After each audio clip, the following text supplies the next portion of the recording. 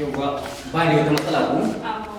In ce ba ne na bayar, kar ba kuma daga bakin irin karin ku na matan nan. Ka san kullum mutum ya bada abu ya fita sai ku rubuta daga baya kuna cewa wannan bai isa ba kaza.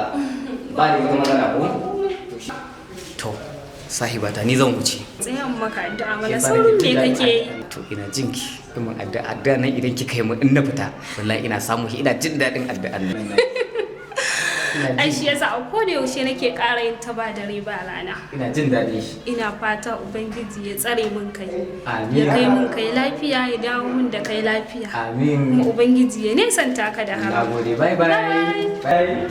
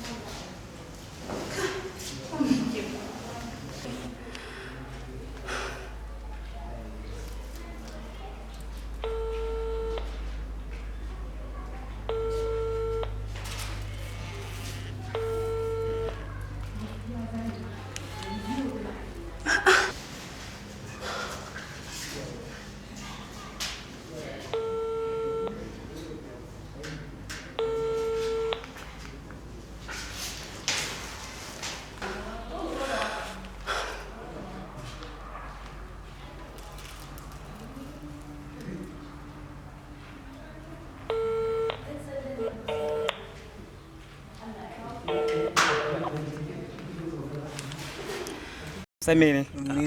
Wallahi yanda nake jin daɗin zama da matata. Wallahi mutuniyar arziki ce.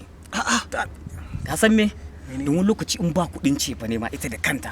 Wallahi kai ni gaskiya samun irin waɗannan matan wallahi sai a hankali. Matar taka ita ce take biya maka kuɗin ce ba ne? Wani lokaci sai in fita ba da ko sisi.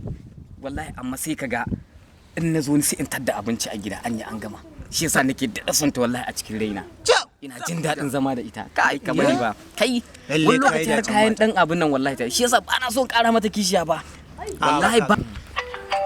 Ai shi yasa nake jin daɗin zama da matan nan tawa. Shi yasa ba na son ƙara mata kishiya. Allah gaskiya ne ba ka ƙara to daga gida fa ke kira na. Hello, na ce mai gida ba ka ga 50 ɗita ba? 50 ɗinki? 50 kuma? Shi da kike ta kira na haka? Haɓa naira 50? Akan 50 zaki kira ni yanzu?